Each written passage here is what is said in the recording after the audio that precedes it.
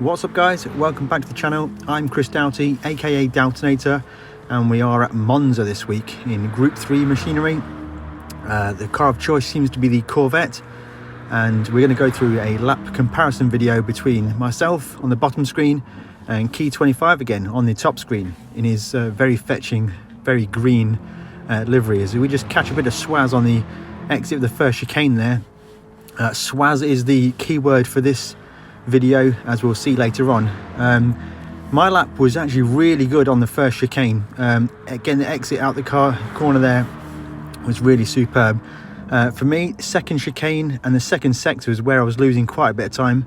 As we look side by side, we're collecting a cone a little bit too wide from ourselves, but Kie25 gets onto the gravel there through the first Lesmo, and we were reasonably strong. Kie25 just ahead of us now.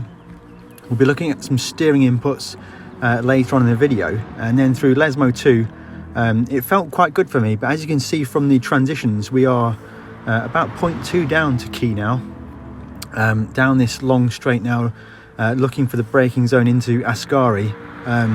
Very difficult to get right, quite a technical chicane. As you can see from our viewpoint, we left a bit of space on the outside of the track. In the middle of Ascari, we get on the power early and then carry it down to this straight here. Then finally coming up to Parabolica. I was reasonably strong in Parabolica, but I think by now we're 0.4 down on Kie25. As we turn in nicely, we just get a little bit of slide on the corner entry. Maybe could have done with keeping it a little tighter. Monza style is running right to the wall. If you know you run a good lap, shortest distance to the line, and then we cross the line. Our laps are 146.2. Pretty solid lap from us. We're going to jump on board now, watching steering inputs. Myself on the bottom screen, Kie25 appearing now in the top screen. We will freeze and checkpoint and reset the video so we can see the steering input side by side into the first chicane. Kie25 using a lot more lock than we're using. A little bit of a flick to catch the swaz on the corner exit for ourselves, and as you can see now on the alignment, pretty much bang on. That first chicane for us was almost perfect. As we now go through into Curva Grande, I think Kie25 carried a fraction more speed out of the first chicane, which led to him being fractionally ahead coming into the second chicane now. This is difficult for us now, trying to spot the braking point. Look at the turning points, very similar. Again, Kie25 using a lot more lock, a lot more active with his steering. As we're going to freeze it now, look at the 100 board as the reference. Kie25 has gained about 0.2 in that one chicane. Now we're going to realign the clips, going forward to Lesmo 1. Similar steering inputs, Kie25 a lot more aggressive on lock application, and then into Lesmo 2 again.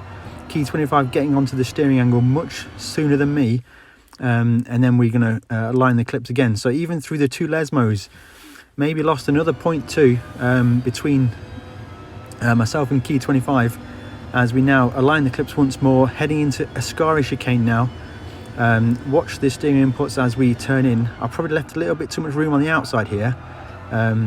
Quite similar on the inputs, much quicker transition from lock to lock on Kie25.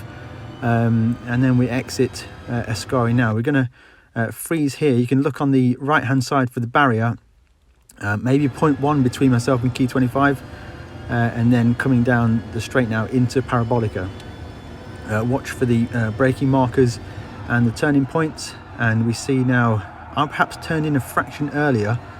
I'm trying to open up my lock to try and kind of not scrub the car so much, and then we're going directly to the line.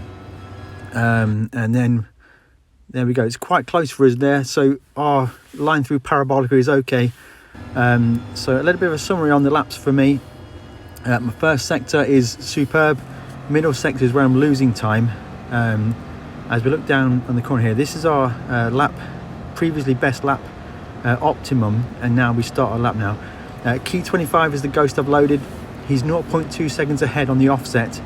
As we just look for the braking point, I will freeze the video, the first frame that braking input is shown. Then I'll play the video's 50% speed on the braking and turning, and then back to full speed as we start to exit the corner. You see here we're trail braking in, keeping it in second gear, trying to get as much turning done, and then so we try and get on the power now. Use the swaz, Luke. Let go.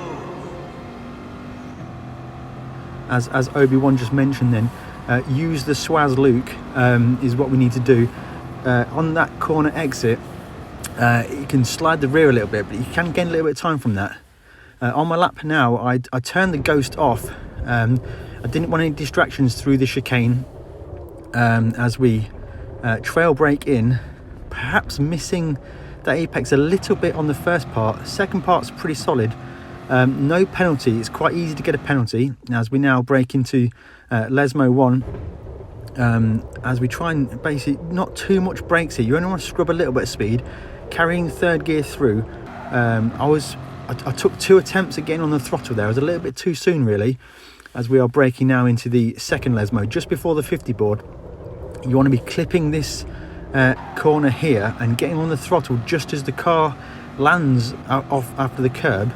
And now we're down the straight now, heading towards Escari chicane. Looking for the path on the right hand side as your braking reference. Freezing on my first braking input. As you see there, we've got a monster sector 2 compared to our previous lap time as we trail brake in, and you notice how early we shift up and how early we get onto full throttle, and we leave it on full throttle not to cut that left-hander, and then down the final straight now before we enter Parabolica. Looking for our braking point here. I think it's just before the 100 board. I have the cones turned on. It's actually just after the 100 board.